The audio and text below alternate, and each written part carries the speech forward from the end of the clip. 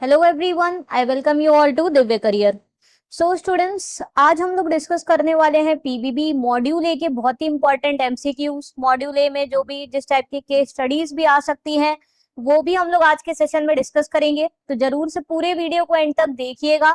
Session start करने से पहले आप चैनल को जरूर से सब्सक्राइब कर दीजिए, बेल आइकन प्रेस कर दीजिए to get the timely notification of all the uploaded videos. और साथ में इन सभी वीडियोस की पीडीएफ के लिए आप हमारा JIB का टेलीग्राम ग्रुप ज्वाइन कर सकते हैं, जिसकी link I have shared in the description box. तो चलिए फिर स्टार्ट करते हैं हम लोग आज का session. So first question read करते हैं। What is the relationship between the bank and the customer in the purchase of draft? Options are trustee and beneficiary, option B agent and principal, option C debtor and creditor, option D lessor and lessee. So right answer is option C, debtor and creditor. So जब purchase of draft होता है तो एक तरीके से क्या होता है, ड्राफ्ट जब परचेज होता है तो कस्टमर फुल पैसे दे देता है बैंक को। अब बैंक उसको कैंसिल नहीं करता है फिर ड्राफ्ट को, फिर जो उसको पेई है उसको इसका पेमेंट देना ही है। जैसे कि just like in the case of deposit, deposit में भी क्या हुआ, कस्टमर का वो पैसा है जो उसने deposit as a deposit bank में रखा है। सो जब कस्टमर की डिमांड आती है तो वो बैंक उसको पे करता है। Similarly in case of purchase of draft also, जहां कस्टमर फुल पेमेंट कर देता है against the draft to the bank, और जब वो प्रेजेंट किया जाता है ड्राफ्ट तो it is the liability of the bank to make a payment of it. इसीलिए परचेज ऑफ ड्राफ्ट में बैंक क्या होता है, डेटर होता है, और कस्टमर क्या होता है, क्रेडिटर होता है। ये डिफरेंट टाइप्स ऑफ रिलेशनशिप्स के ऊपर हर साल एग्जाम में एक ना एक क्वेश्चन आता ही आता है। ट्रस्टी एंड बेनिफिशियरी का केस कब आता है, जब कोई भी चीज वो उसको संभाल के रखता है bank on the behalf of customer, जैसे कि आर्टिकल्स लेफ्ट बाय मिस्टेक, तो उस केस में बैंक ट्रस्टी होता है, customer beneficiary. Agent and principal का रिलेशनशिप डेवलप होता है जब कस्टमर के इंस्ट्रक्शन पर बैंक कोई एक्शन लेता है, जैसे कि स्टैंडिंग इंस्ट्रक्शंस लगा दिए तो अब उतनी डेट को उतना अमाउंट क्या है वहां से उसके अकाउंट से कट के उसके लोन में जमा होना है मान लीजिए, या उसके इंस्ट्रक्शन के अकॉर्डिंग से शेयर्स को परचेज सेल करना है बैंक को, तो वो एजेंट एंड प्रिंसिपल है। डेटर और क्रेडिटर का साथ में मैंने बताया कि डिपॉजिट्स के केस में आता है, और रिवर्स बैंक कब क्रेडिटर होगा और कस्टमर डेटर लोन के केस में, जहां पे कस्टमर की लायबिलिटी होती है to make the payment of loans. Lessor और लेसी का रिलेशनशिप डेवलप होता है इन केस ऑफ लॉकर, जहां पर लीज पे बैंक लॉकर कस्टमर को दे देता है और उसके अगेंस्ट कस्टमर बैंक को रेंटल पेमेंट्स करता है, तो कस्टमर क्या होता है, लेसी होता है, और बैंक लेसर होता है। सो डिफरेंट टाइप्स के रिलेशनशिप पे एक ना एक क्वेश्चन हर साल आपको एग्जाम में देखने को मिलेगा ही मिलेगा। हम लोग बिल्कुल वैसे क्वेश्चन ही करेंगे जो आपके एग्जाम में बहुत हाईली एक्सपेक्टेड है, इनमें से आपके बहुत सारे क्वेश्चन आपको एग्जाम में देखने को मिलेंगे। नेक्स्ट चलिए हमारा केस है जिसको हम लोग समझते हैं। Mister Amit and Mister Raju are the business partners and are the customers of ABC bank maintains multiple accounts. तो ये डिफरेंट टाइप्स के अकाउंट्स है which are maintained by Amit and Raju who are the partners. So Mr. Amit has a saving account in the bank having 20,000 in the credit balance. Raju का savings account है which is having the credit balance of 50,000. Then they have taken a term loan in the name of firm AR Limited. इन दोनों की जो partnership firm है उसके नाम पर एक टर्म लोन लिया हुआ है 50,000, लोन अकाउंट है, डेबिट बैलेंस है। मिस्टर अमित का अपना पर्सनल नाम पे भी एक डिमांड लोन ले रखा है जिसका डेबिट बैलेंस है 1 लाख। फिर फर्म का करंट अकाउंट जो ओपन किया है उसमें 10,000 क्रेडिट बैलेंस है। ठीक है, तो ये सब डिफरेंट टाइप्स के अकाउंट्स है जो अमित और राजू मेंटेन कर रहे हैं बैंक में। Now based on this data you have to answer the following questions from 2 to 4। So पहला क्वेश्चन है, इफ द पार्टनर्स क्या है, partners defaulted in the repayment of term loan which is taken in the name of partnership firm, which account can be used by the bank to exercise the right of set off. So right to set off पे इस type की case study आपको देखने को मिल सकती है exam में, बहुत इंपॉर्टेंट है, पहले भी एक बार आ चुकी है। सो ऑप्शंस है क्या है, पहला है Amit savings account can be used, Raju savings account can be used, Amit demand loan account can be used, firm AR limited current account can be used. So जो इन्होंने फर्म के नाम पर लोन लिया था और उस पे अगर डिफॉल्ट कर दिया तो बैंक इनमें से कौन से अकाउंट को यूज कर सकती है, okay, right to set off इनमें से कर सकती है, इन अकाउंट का बैलेंस उठा के लोन अकाउंट में डाल सकती है। सो ऑप्शन है ऑल 1 2 3 4 सारे अकाउंट्स को यूज कर सकती है। Option B 1 and 2 only can be used, option C 4 only can be used, option D 1 2 and 4। So right answer है ऑप्शन डी 1 2 and 4। तो फर्म के नाम पर अगर लोन लिया हुआ है तो अगर जो फर्म का खुद का करेंट अकाउंट है जिसमें क्रेडिट बैलेंस है वो भी यूज हो सकता है, और जो पार्टनर्स के अकाउंट्स हैं जो उन्होंने अपनी इंडिविजुअल पार्टनर कैपेसिटी में मेंटेन कर रखे इंडिविजुअल कैपेसिटी में, वो भी यूज हो सकता है। इसीलिए अमित का खुद का पर्सनल अकाउंट भी यूज हो सकता है, राजू का पर्सनल अकाउंट भी यूज हो सकता है, क्योंकि पार्टनरशिप में क्या है, all the partners are jointly and severally liable to the partnership firm, तो उनके पर्सनल अकाउंट्स भी यूज हो सकते हैं। अमित का खुद का लोन अकाउंट है, लोन अकाउंट में क्या है, डेबिट बैलेंस रहेगा, तो डेबिट अकाउंट यूज नहीं हो सकता एक और डेबिट बैलेंस को सेट ऑफ करने के लिए, इसलिए ये वाला यूज नहीं हो सकता। पार्टनरशिप फर्म का खुद ही का ही करेंट अकाउंट है, उसमें पैसे हैं, तो ऑफकोर्स वो भी अटैच हो सकता है, उसको भी बैंक यूज कर सकती है। इसीलिए 1, 2 and 4 is the right answer. I hope ये आपको क्लियर हुआ होगा। नेक्स्ट क्वेश्चन है उसी केस पर। Mister Amit defaulted in the repayment of his demand loan, now which accounts can be used by the bank to exercise right of set off. अब जो mister Amit ने पर्सनल कैपेसिटी में loan दिया था, demand loan, उस पे अगर डिफॉल्ट कर दिया तो अब बैंक कौन कौन से अकाउंट्स को यूज कर सकती है। फर्स्ट है Amit savings account, second Raju savings account, third firm AR limited current account, fourth firm AR limited demand loan account. Option A 1 and 3 only, option B 1 and 2 only, option C 1 only, option D 1, 3 and 4 only. So Mister Amit ने loan लिया था, उस पे अगर default कर दिया, सो अमित का खुद का जो सेविंग्स अकाउंट है वो ऑफ कोर्स यूज किया जा सकता है, उसका खुद ही का अकाउंट है वो, ओके, सो उसको यूज कर सकती है अगर उस पे उसने डिफॉल्ट किया है अपने लोन पे। राजू का दूसरे पार्टनर की पर्सनल लायबिलिटी नहीं बनती है, अगर किसी दूसरे पार्टनर ने लोन लिया अपनी पर्सनल कैपेसिटी में तो दूसरे पार्टनर की लायबिलिटी नहीं बनती है, बट यही उसने फर्म के नाम पर लोन उठाया है तो बाकी पार्टनर्स की लायबिलिटी बनती है, इसलिए इसको यूज नहीं किया जा सकता।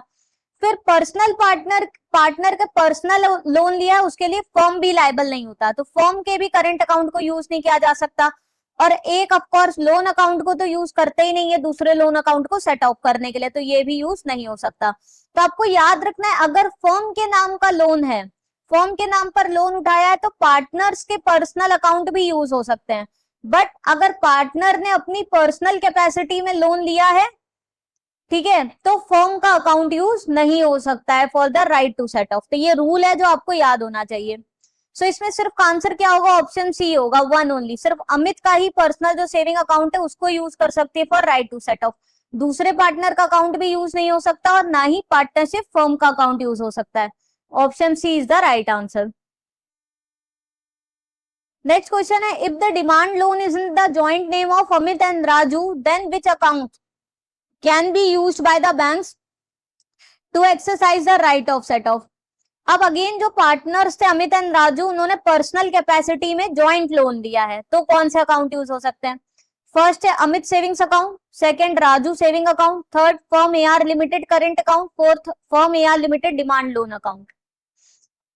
सो देखिए जॉइंट नेम पे लोन लिया है तो उन दोनों का पर्सनल अकाउंट तो यूज हो ही सकता है, अगर इन दोनों का कोई जॉइंट अकाउंट होता पर्सनल कैपेसिटी में तो वो भी यूज हो जाता, बट वो इसमें ऑप्शंस में नहीं है। अगेन पर्सनल पार्टनर से अपना पर्सनल नाम पे लोन लिया है, फर्म से मतलब नहीं है, इसलिए फर्म का अकाउंट यूज नहीं होगा और लोन भी कभी यूज नहीं होता to set off another loan. So right answer क्या होगा, 1 and 2 only, option B is the right answer.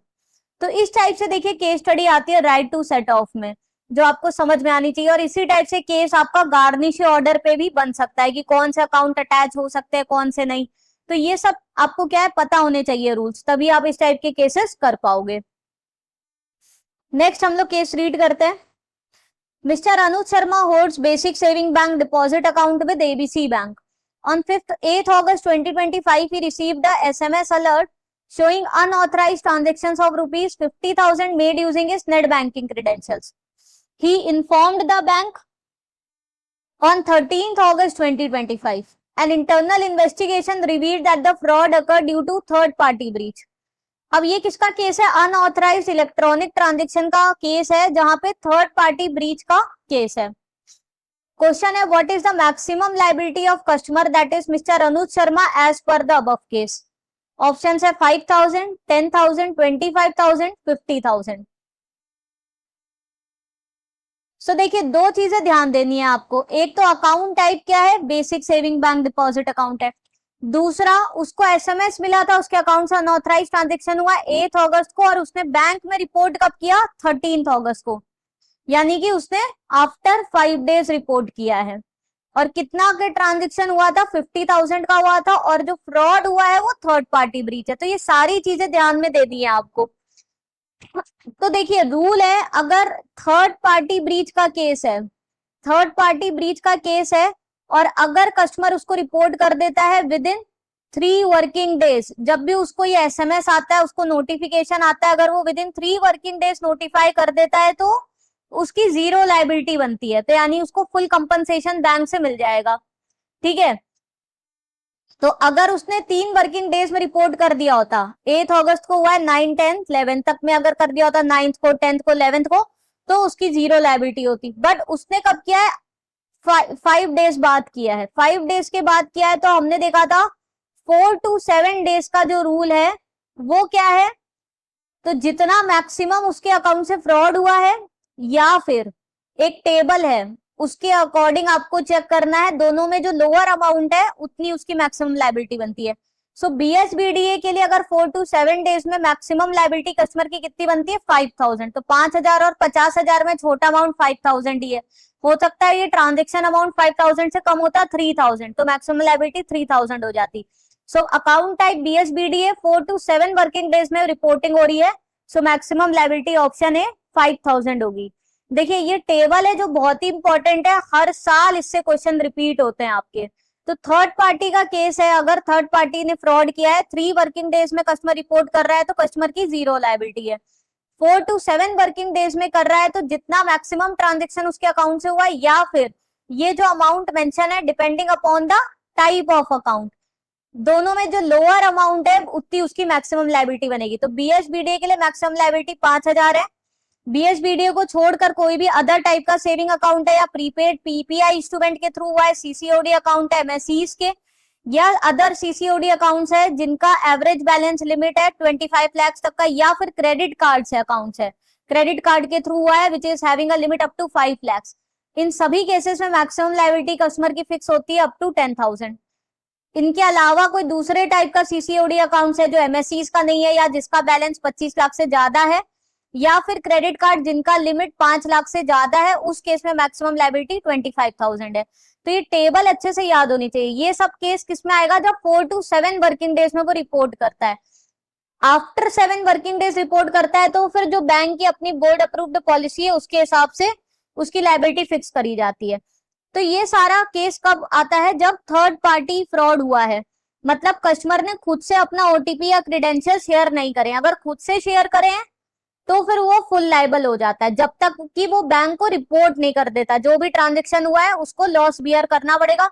एक बार वो बैंक को रिपोर्ट कर देता है तो वो बैंक की रिस्पॉन्सिबिलिटी है कि उसके अकाउंट में कुछ फोल्ड लगाए, और उसके बाद अगर कुछ फ्रॉड होता है तो बैंक की लायबिलिटी आती है। और अगर बैंक के एम्प्लॉय के थ्रू ही अगर हुआ है फ्रॉड तो फिर उसकी कस्टमर की जीरो लायबिलिटी है, चाहे वो कभी भी इन्फॉर्म करे। ओके, तो ये सब डिफरेंट केसेस आते हैं अनऑथराइज्ड इलेक्ट्रॉनिक ट्रांजेक्शन में, जो आपको क्लियर होने चाहिए। नेक्स्ट है, in case of accounts of non face to face customers, OTP based Aadhaar verification, aggregate amounts of term loan sanctioned shall not exceed dash in a year. Options है 1,60,000, 1,50,000, 2 lakhs. So अगर non face to face account खोला जा रहा है OTP based पे, तो वहां पर टर्म लोन सैंक्शन हो सकता है, डिमांड लोन नहीं, पहली बात। और उसका अमाउंट जो है that shell not exceed 60,000 in a year. साथ में इसमें और भी रिस्ट्रिक्शन है, नॉन फेस टू फेस में जो टोटल बैलेंस है in all the deposit account shall not exceed 1 lakh. साथ में जो टोटल क्रेडिट्स है in such accounts in 1 financial year shall not exceed 2 lakhs। और 1 ईयर का टाइम पीरियड इनको मिलता है, 12 मंथ्स का टाइम पीरियड मिलता है कि भाई प्रॉपर ओवीडी कर दे और अपना फिजिकल वेरिफिकेशन करवा दे वहां पे। ओके, क्योंकि अभी नॉन फेस टू फेस है तो फिजिकल वेरिफिकेशन करवा दे, अदरवाइज क्या होगा, अकाउंट को क्लोज कर दिया जाता है। और फर्दर अगर लोन दिया है तो फर्दर डिसबर्समेंट्स नहीं किए जाते। सो ये non face to face customers के लिए रूल्स हैं। नेक्स्ट है, which of the statements is false in respect of operation of partnership account? Options है, the partner should sign for and on the behalf of the firm and not as an individual. Option C, checks payable to the firm should not be credited to the account of any partner. Option C, in case of dispute among the partners, if any partner gives the notice of stoppage of operation, the account would only be operative by the instruction of that partner only. Option D, partners are mutual agents and can bind the firm by their acts. तो इनमें से कौन सा एक statement है जो false है? Right answer है ऑप्शन सी, स्टेटमेंट सी फॉल्स है, क्योंकि अगर कोई भी पार्टनर अगर स्टॉपेज का इंस्ट्रक्शन देता है तो अगर वापस से ऑपरेशन को रेज्यूम करना है तो उसमें सारे पार्टनर्स की जॉइंटली ऑथराइजेशन लगती है। ऐसा नहीं है कि सिर्फ उसी पार्टनर ने ऑथराइजेशन दे दिया तो वापस से अकाउंट ऑपरेट हो जाएगा, सारे पार्टनर्स का जॉइंट ऑथराइजेशन लगता है, इसीलिए स्टेटमेंट फॉल्स है। बाकी सारे करेक्ट है कि जो भी फर्म का अगर अकाउंट है तो जो भी लोन डॉक्यूमेंट्स भी अगर फर्म के नाम पर ले रहे हैं, कोई भी चेक भी साइन कर रहे हैं तो वो फर्म के नाम पर साइन होना है, not as an individual capacity. साथ में चेक के नाम पर, कोई भी फर्म के नाम पर अगर कोई चेक काटा है थर्ड पार्टी ने तो वो फर्म के अकाउंट में डिपॉजिट होगा, पार्टनर्स अपने इंडिविजुअल अकाउंट में उस चेक्स को डिपॉजिट नहीं कर सकते। साथ में पार्टनरशिप अकाउंट में हमेशा ही म्यूचुअल एजेंसी वर्क करती है, जहां पे पार्टनर्स जॉइंटली और पर्सनली क्या है, सेवरली लाइबल होते हैं for the acts of other partners also, so they are mutual agents, they bind the firm by their acts, जो भी वो एक्ट करते हैं, okay, they bind the firm and they also bind each other by their acts, okay, so every partner is an agent of every other partner. Next है a small limited liability partnership means a LLP the contribution of which does not exceed dash and the turnover for the immediately preceding financial year does not exceed dash. Options are 25 lakhs and 40 lakhs, 20 lakhs and 50 lakhs, 10 lakhs and 100 lakhs, 5 lakhs and 25 lakhs. Small LLP पे आपका 2 बार question repeat हो चुका है पहले exam में। Small LLP वो LLP होती है जहां पे contribution does not exceed 25 lakh और टर्नओवर का लिमिट है does not exceed 40 lakh. Option A is the right answer. Next है public limited company requires minimum dash members for the incorporation and maximum limit is dash. Option है 2 and 200, 2 and 100, 7 and unlimited, 7 and 500। So public limited company में minimum numbers of member required are 7 for the incorporation. कम से कम minimum 7 members होने चाहिए और maximum की कोई लिमिट नहीं है, it could be unlimited. Option C is the right answer. वहीं अगर क्वेश्चन प्राइवेट लिमिटेड कंपनी का आता है minimum 2 members maximum 200 members. Directors के ऊपर भी क्वेश्चन आते हैं, directors minimum public limited company में कितने होते हैं 3 मैक्सिमम 15, प्राइवेट लिमिटेड कंपनी में minimum 2 maximum 15। Okay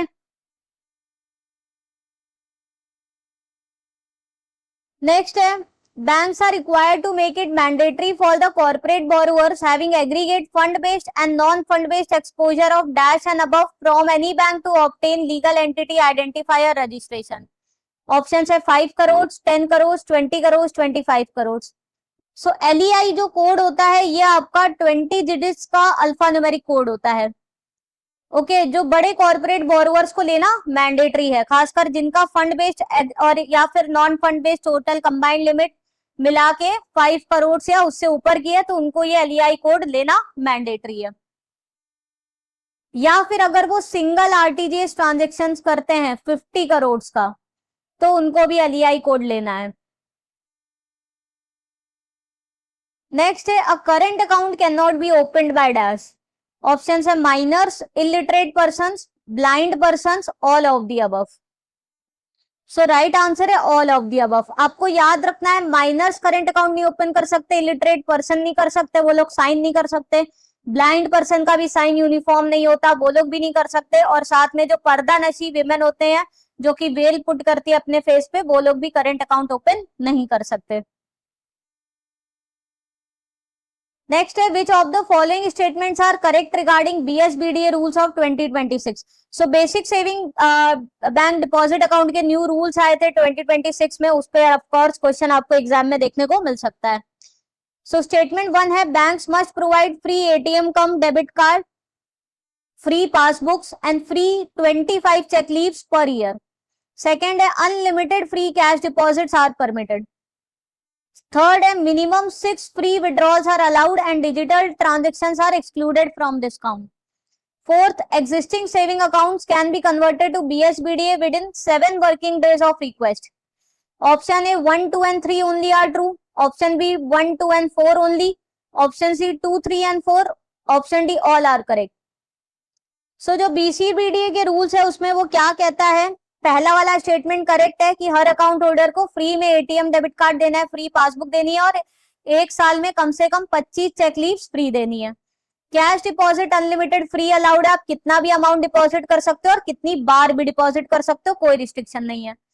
free withdraw 6 नहीं है 4 है, उसके बाद डिफरेंट बैंक्स अपना डिसाइड कर सकती है 5 है या 6 है, बट कम से कम 4 फ्री विड्रॉल फ्री देने हैं.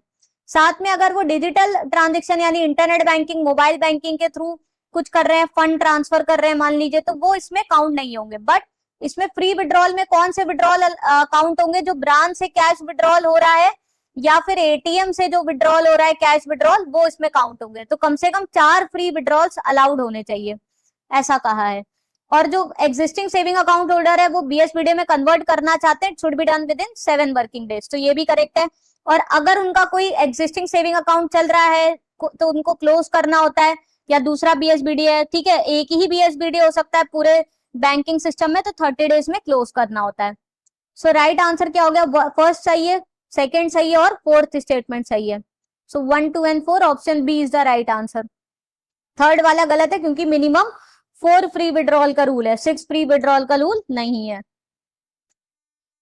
नेक्स्ट है, if a term deposit matures, maturity amount of dash and above is to be paid in account only. Options है 25,000, 50,000, 20,000, 1 lakh. So जो mature term deposit है which is amount 20,000 and above, उसका payment आपको account में ही करना है. Okay, उसका पेमेंट आपको over the counter in cash नहीं करना होता है.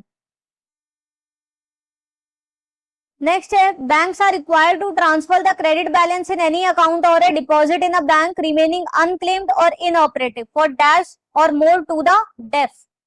ऑप्शन है 2 years और मोर, 5 years और मोर, 10 years और मोर, 20 years और मोर. सो राइट आंसर है 10 years और मोर. एक तो देखिए आपको ये दो चीजें याद रखते हैं, कोई भी अकाउंट इनऑपरेटिव कब कहा जाएगा, when there are no customer induced transactions for the period of 2 years. 2 साल तक अगर कस्टमर के द्वारा कोई ट्रांजैक्शन नहीं किया गया, कस्टमर के इंस्ट्रक्शन पे कोई ट्रांजैक्शन नहीं हुआ, सिर्फ बैंक अपना इंटरेस्ट क्रेडिट कर रही है, सर्विस चार्ज डेबिट कर रही है, तो वो कस्टमर इंड्यूस ट्रांजैक्शन में नहीं काउंट होता है. सो इस तरीके का जो इनऑपरेटिव अगर रहता है account for the period of 10 years और मोर, या फिर कोई अनक्लेम डिपॉजिट है, डिपॉजिट जिसका कोई क्लेम लेने नहीं आया, मैच्योर हो गई, फर्दर इंस्ट्रक्शंस नहीं दिए गए, तो ऐसे अकाउंट्स को डिपॉजिटर एजुकेशन अवेयरनेस फंड जो कि आरबीआई के पास मेंटेन होता है, वहां पर ये फंड ट्रांसफर कर देना होता है. ओके, तो ये क्वेश्चन भी एग्जाम में कई बार पूछा भी गया है इस टाइप का कि कौन से अकाउंट में डालना होता है, तो डेफ अकाउंट होता है. टाइम पीरियड पूछा जाता है, कितने टाइम पीरियड में डाल देना होता है, तो 10 years एक्सपायर होने के 3 महीने के अंदर में 3 months में डिपॉजिट ट्रांसफर कर देना होता है. ओके, इसके लिए आरबीआई ने उद्गम पोर्टल भी लॉन्च किया, unclaimed deposits gateway to access information, जहां पे कस्टमर सर्च कर सकते हैं इस टाइप के अपने अकाउंट्स. नेक्स्ट है, banks have to make positive pay system PPS facility available to all the account holders issuing cheques for the amount of dash and above. Option है 50,000 and above, 5 lakhs and above, 2 lakhs and above, 25,000 and above. So जो high value checks होते हैं वहां पर जो drawer होता है उसके पास पीपीएस की फैसिलिटी होती है, जहां पर वो इलेक्ट्रॉनिकली सारा कंफर्मेशन देता है रिगार्डिंग द क्या पेई का नेम है, कितना अमाउंट का चेक है, क्या डेट है, जिससे कि ड्रॉई ब्रांच उसको कंफर्म कर दे बिफोर क्रेडिटिंग द अमाउंट, जिससे कि हाई वैल्यू चेक्स में फ्रॉड कम हो सके, उनको रोका जा सके. तो इस टाइप की फैसिलिटी उन सभी अकाउंट होल्डर्स को देनी है जो कि चेक इशू कर दें for the amount of 50,000 and above. साथ में बहुत सी बैंक्स ने 5 lakhs एंड अबव के ऊपर क्या है, इसको कंपलसरी भी कर दिया है, मैंडेटरी भी कर दिया है कि अगर 5 लाख या उससे ऊपर का आप चेक काट रहे हो तब तो आपको मैंडेटरी पीपीएस सिस्टम को यूज करना ही है. इलेक्ट्रॉनिकली ड्रॉअर को चेक की डिटेल सबमिट करनी रहेगी, जिससे कि ड्रॉई बैंक इसको पहले फिजिकल चेक से कंफर्म कर सके, मिला सके, मैच कर सके और फिर ही उसका पेमेंट करें. ओके, नेक्स्ट है, transactions involving up to dash counterfeit notes are consolidated in a statement and send by the nodal bank officer to the police authorities. along with the suspect counterfeit notes at the end of month? Option है 3, 4, 5, 6. सो counterfeit notes पे भी हर साल कोई ना कोई ये question आ जाता है. काउंटरफिट नोट्स अगर बैंक को मिलते हैं तो पहली चीज उनको कस्टमर को रिटर्न नहीं करने, उसको अपने पास इंपाउंड कर देना है और काउंटरफिट नोट्स स्टैंपिंग कर देनी है. अगर 4 नोट्स तक के हैं तो मंथली कंसोलिडेटेड रिपोर्ट रेडी होगी और वो पुलिस अथॉरिटीज को भी सबमिट होगी और फोर्ज नोट्स विजिलेंस सेल पे भी जाएगी. राइट आंसर है 4. और अगर सिंगल ट्रांजेक्शन में 5 या उससे ज्यादा फर्जी नोट मिलते हैं तो इमीडिएट एफआईआर लॉन्च होगी पुलिस के साथ. ओके. नेक्स्ट है which of the statements are correct regarding garnishee order? First है on receipt of order nisi bank must immediately stop the payment out of the affected accounts. Second, credit received subsequent to garnishee order can be attached. Third, when the garnishee order is in a single name and the customer account is in the joint name with the operation clause either or survivor, money lying in such account can be attached. Fourth, personal account of a partner cannot be attached for the firm's debt. तो बताने कौन कौन से statements इनमें से correct है. Option A 1 and 4 only, option B 1 only, option C 1, 2 and 3 only, option D all are correct. So देखिए, garnishee order court की तरफ से बैंक को ऑर्डर जाता है जब कोई क्रेडिटर ने क्लेम किया होता है कि कुछ पैसा है ये जो इस डेटर को मुझे देना बाकी है, तो फिर उसमें बैंक को एक पहला क्या होता है ऑर्डर निसी भेजा जाता है जो कि प्रिलिमिनरी ऑर्डर होता है, जहां पे इंस्ट्रक्शंस पे अब बैंक को क्या करना होता है, पेमेंट्स स्टॉप कर देने होते हैं उतने अमाउंट के उस अकाउंट से. तो ये वाला सही है. और कस्टमर को इन्फॉर्म करना होता है कि ऐसा कोर्ट से ऑर्डर आया है, तो फर्स्ट सही है. Credit receive subsequent to the order can be attach, ये गलत है. ऑर्डर आया उसके पहले तक जो भी अकाउंट में पैसा है उसी को अटैच किया जा सकता है. बाद में अगर कोई पैसा क्रेडिट होता है उसको अटैच नहीं कर सकते, तो ये इनकरेक्ट है. वहीं अगर अटैचमेंट ऑर्डर लिखा होता जो इनकम टैक्स अथॉरिटी से आता है, तो वो अगर बाद में भी अगर कोई क्रेडिट होता तो उसको अटैच कर सकते हैं अटैचमेंट ऑर्डर में. बट गार्निशी ऑर्डर में बाद में कोई क्रेडिट आया है तो it can not be attach. साथ में अगर ऑर्डर सिंगल नेम पे आया है और कस्टमर का ज्वाइंट अकाउंट है जो कि ईदर और सर्वाइवर फैसिलिटी पे ऑपरेट हो रहा है, तो उस अकाउंट को अटैच नहीं कर सकते क्योंकि उसमें दूसरे पर्सन का भी फंड है, तो इसलिए उसको अटैच नहीं कर सकते. सो it can not be attach. तो ये स्टेटमेंट भी गलत दिया है. अगर पार्टनरशिप फॉर्म के नाम पर लोन लिया था ओके और क्लेम किया है कि उसको भाई पेमेंट होना चाहिए, नहीं पेमेंट हुआ ड्यू डेट पे, तो जो पार्टनर का पर्सनल अकाउंट है उसको अटैच किया जा सकता है क्योंकि पार्टनर्स पर्सनली लायबल होते हैं. So it can be attached. So ये वाला स्टेटमेंट भी गलत है. सो सिर्फ फर्स्ट वाला स्टेटमेंट करेक्ट दिया है. Option B is the right answer. Okay. तो इस टाइप के आपके क्वेश्चंस एग्जाम में आते हैं एक्चुअल में. नेक्स्ट है dash entities which are authorised by Reserve Bank to carry out specific foreign exchange transactions incidental to their business activities. Option है authorised dealer category 1, authorised dealer category 2, authorised dealer category 3, authorised dealer category 4. So AD category की वो banks होती है जो कि foreign exchange transactions में participate कर सकती है. सो वो टाइप की एंटिटीज जो कि सिर्फ उस टाइप के फॉरेन एक्सचेंज ट्रांजैक्शंस में पार्टिसिपेट कर सकती है which is related to their business और activities. These are AD category 3. EXIM bank है, कुछ एनबीएफसी फैक्टर्स है, वो एडी कैटेगरी 3 के पार्ट होते हैं. एडी कैटेगरी 1 की जो एंटिटीज होती हैं वो सारे ही टाइप के परमिसेबल जो भी अलाउड करेंट अकाउंट ट्रांजेक्शन है, कैपिटल अकाउंट ट्रांजेक्शन है, वो सभी कर सकती है. एडी कैटेगरी 2 की जो एंटिटीज होती है वो जो भी परमिसेबल करेंट अकाउंट ट्रांजेक्शन है which are non trade related वो कर सकती हैं. इसी में आपका फुल फ्लेजेड मनी चेंजर्स भी आ जाता है. तो full fledged money changers are also part of AD category 2. Okay. Next है when foreign exchange is brought into India by a person, a declaration in currency declaration form is exempted if foreign currency notes do not exceed dash or its equivalent. Option है $2,000, $5,000, $10,000, $25,000. सो अगर कोई भी person अब India आता है, foreign exchange लाता है, तो उसको करेंसी डिक्लेरेशन फॉर्म में डिक्लेयर करना होता है कस्टम अथॉरिटीज को कि हम इतना फॉरेन करेंसी ला रहे हैं. बट अगर वो टोटल वैल्यू उन फॉरेन करेंसी नोट्स की if it does not exceed $5,000 तो उसको वो सीडीएफ में डिक्लेरेशन देने की जरूरत नहीं है. सिमिलरली अगर करेंसी ट्रैवलर चेक ओके के फॉर्म में भी कुछ पैसा है जो कि ट्रैवलर चेक के फॉर्म में भी है, तो टोटल अमाउंट इसमें $10,000 तक का एग्जेम्प्टेड है। ओके, अदरवाइज अगर प्योर सिर्फ करेंसी नोट्स में ला रहा है फॉरेन एक्सचेंज तो $5,000 की लिमिट है, बट वही करेंसी, ट्रैवलर चेक, कार्ड, इन सब के फॉर्म में ला रहा है तो क्यूमुलेटिव लिमिट $10,000 की एग्जेम्प्टेड है कि उनको करेंसी डिक्लेरेशन फॉर्म सबमिट नहीं करना पड़ता है to the custom authorities. Next है जिसको आप एक छोटा केस समझ सकते हैं। A bank has granted a loan of rupees 5 lakhs against a fixed deposit of 8 lakhs. Mark the lien on the FD. Later, garnishee order is received by the bank for the attachment of rupees 6 lakhs. What amount is liable to be attached under the garnishee order? Options है 8 lakhs, 5 lakhs, 3 lakhs, 6 lakhs. So देखिए customer की जो FD है जिसपे bank का lien mark है वो है 8 लाख, जिसपे की बैंक ने अपना लियन मार्क करा है। इसी के अगेंस्ट में बैंक ने लोन अगेंस्ट FD दिया है 5 लाख का। अब कोर्ट से गार्निशी ऑर्डर आया है for the attachment of rupees 6 lakh, तो अब इसमें बैंक कितना अटैच कर सकती है to fulfil this garnishee order of 6 lakh, ये क्वेश्चन है आपका। सो देखिए 8 लाख की FD है तो उसपे प्रायर लोन 5 लाख का है, तो 8 लाख में 5 लाख का जो है उसपे बैंक का खुद का चार्ज, प्रायर चार्ज मार्क है, ठीक है, तो वो तो बैंक का प्रायोरिटी रहेगी।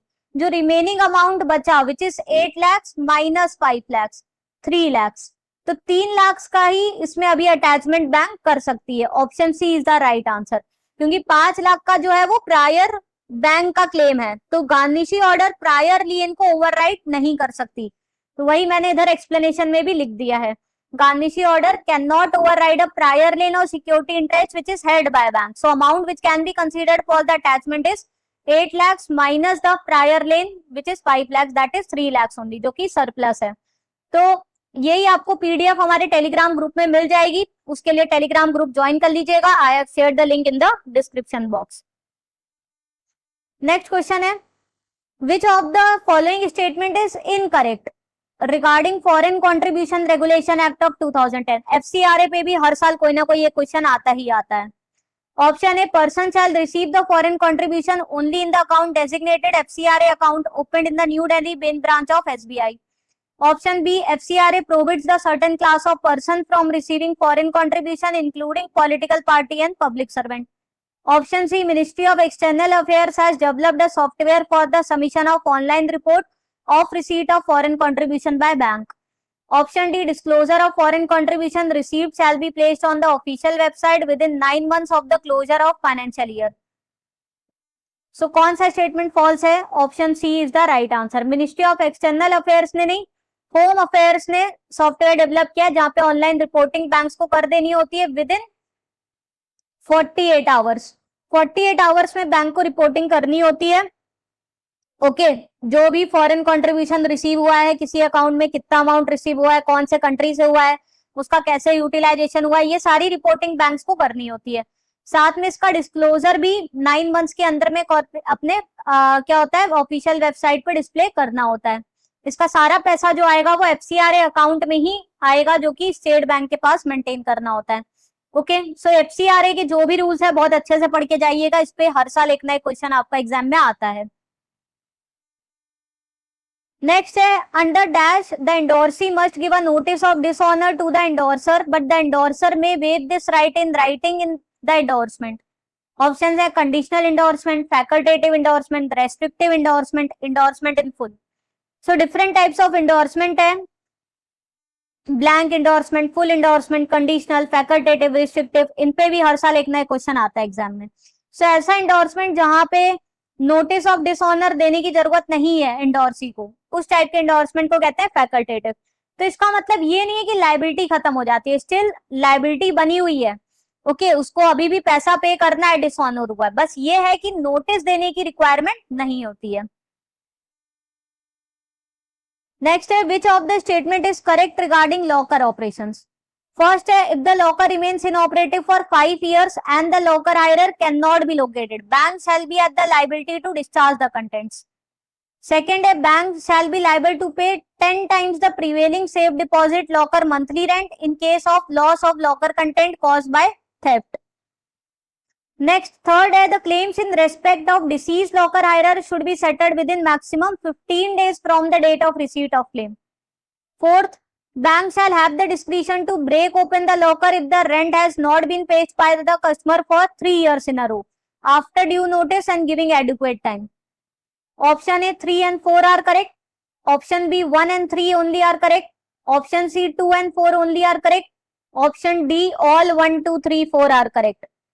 So देखिए, अगर लॉकर इनऑपरेटिव रहता है for the period of not 5 years but for the period of 7 years, ठीक है, भले ही रेंट आ रहा है बट कोई भी ऑपरेशन अगर 7 साल तक नहीं होता है, वो ट्रेस नहीं हो रहा है कस्टमर, तो बैंक के पास ऑप्शन होता है कि वो उसको ब्रेक ओपन कर दे. सो इनऑपरेटिव 5 years नहीं 7 years का रूल है. तो ये स्टेटमेंट इनकरेक्ट दिया है.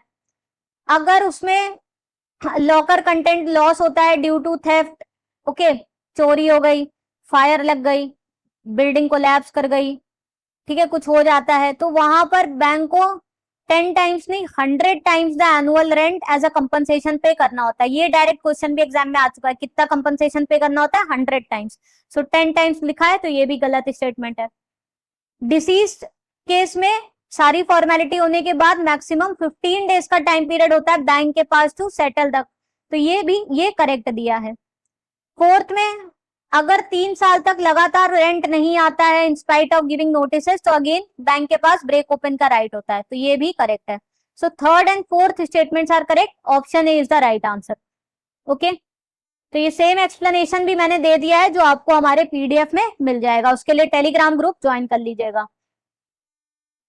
नेक्स्ट है, which statement is incorrect. Incorrect, ये ध्यान दीजिएगा, करेक्ट पूछ रहे हैं कि इनकरेक्ट पूछ रहे हैं. Regarding branch level customer service committee. Option A, at all the branches, a customer service committee should be in place as a formal channel of communication between customers and bank. Option B, these should include at least a senior citizen. Option C, it shall meet at least once in a month to study complaints reported by customers. Option D, branch level committee should submit monthly reports giving input to the standard committee on the customer service. कौन सा statement false है? Right answer है option D, false statement है, क्योंकि इनको monthly नहीं quarterly report submit करनी रहती है स्टैंडिंग कमेटी को, और साथ में अपना फीडबैक भी देना रहता है. बाकी मीटिंग इनकी मंथली होती है कि क्या क्या कस्टमर कंप्लेन आ रही है. साथ में इस कमेटी में एक ना एक सीनियर सिटीजन भी होना चाहिए, उनकी अपनी अलग टाइप की प्रॉब्लम्स होती है, तो वो भी अपनी इश्यूज को रेस कर सके. ओके, नेक्स्ट है, who is responsible to ensure that banks keep the KYC policy duly updated. Option है principal officer, designated director, AML team, FIU India. So इसका राइट आंसर क्या होगा? राइट आंसर है designated director. जो designated director होता है वो overall compliance with the obligation पूरा उसके लिए होता है. ओके, कि जो पीएमएलए के रूल्स है वो ओवरऑल कंप्लाई हो, उसको देखता है.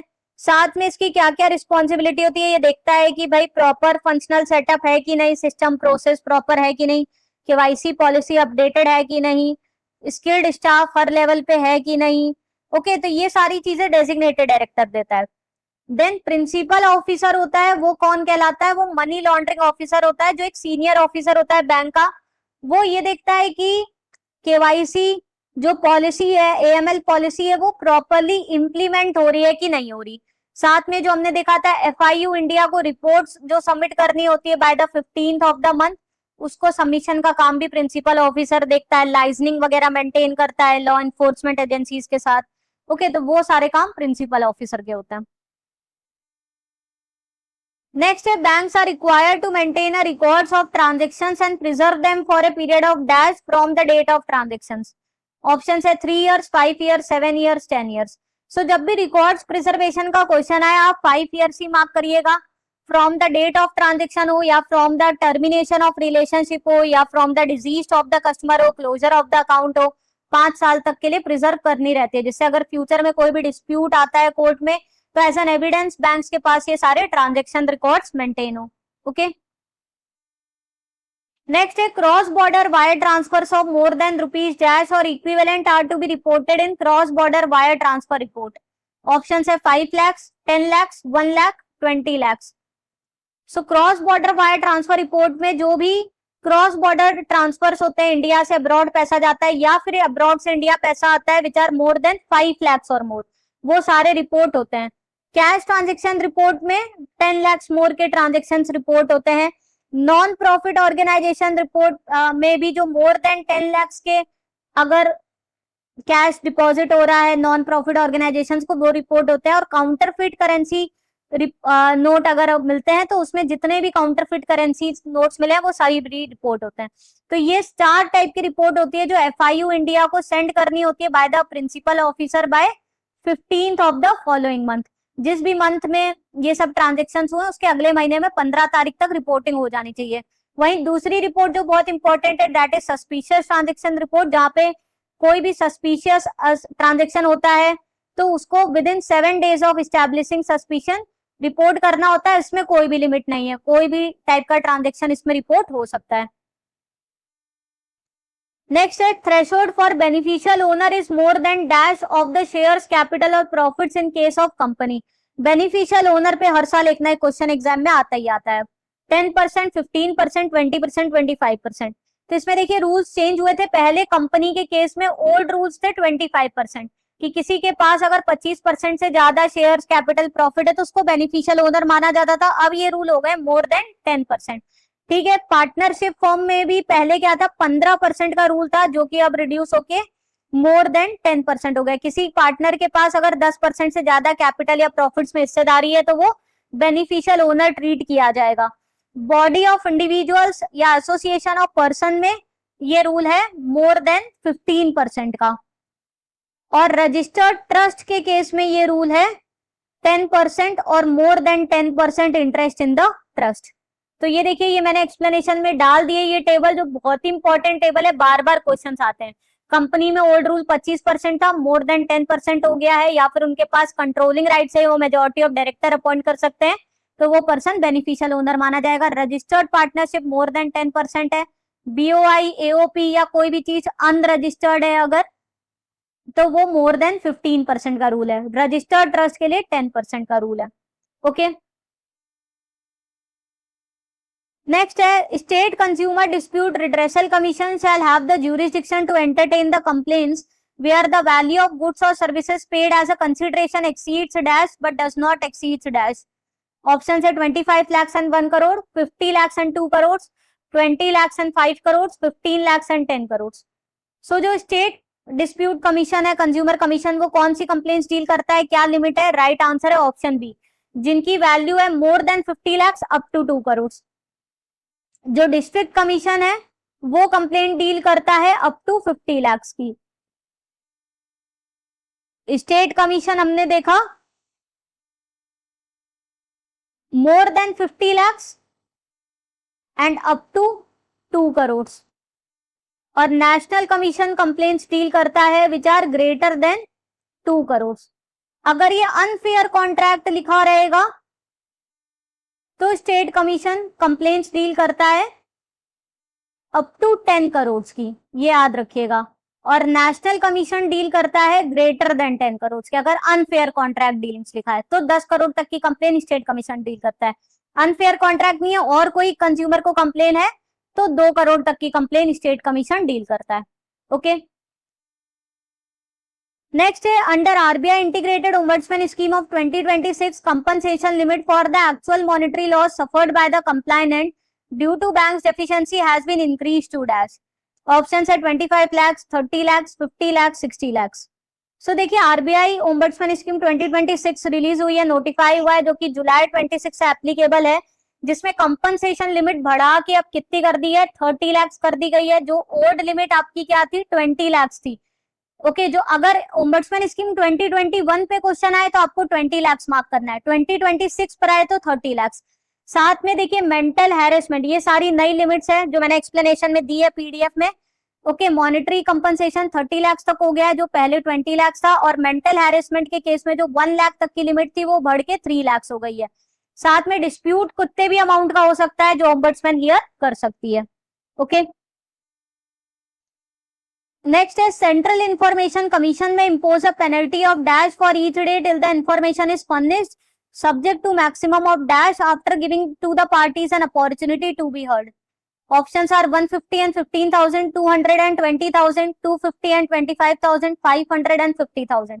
सो आरटीआई का क्वेश्चन है, उसमें अगर देखिए मैक्सिमम क्या है, 30 डेज का टाइम पीरियड होता है पीआईओ के पास की जो एप्लीकेशन आई है उससे रिलेटेड इंफॉर्मेशन या तो प्रोवाइड करे या फिर सुटेबल रीजन देके रिजेक्ट करे। अगर वैसा 30 डेज के अंदर नहीं करती है तो पेनल्टी लगती है which is 250 for each day और मैक्सिमम पेनल्टी है 25,000 की। तो ये भी आरटीआई के अंदर का इंपॉर्टेंट क्वेश्चन है। सो स्टूडेंट्स, इसके साथ हमारा आज का ये सेशन यहीं पे ओवर होता है, जहां हमने बहुत ही इंपॉर्टेंट क्वेश्चन जो आपके पीबीबी मॉड्यूल के बनते हैं, जिनमें आपको ऑफ कोर्स इसमें से कई क्वेश्चन आपको एग्जाम में देखने को मिलेंगे, वो डिस्कस करें। सेशन पसंद आया तो जरूर से लाइक करके चैनल को जरूर से सब्सक्राइब कर दीजिए, बेल आइकन प्रेस कर दीजिए to get the timely notifications, और इस वीडियो की पीडीएफ के लिए हमारा टेलीग्राम ग्रुप ज्वाइन कर लीजिए। I have shared the link in the description box. See you in the next session. Thank you.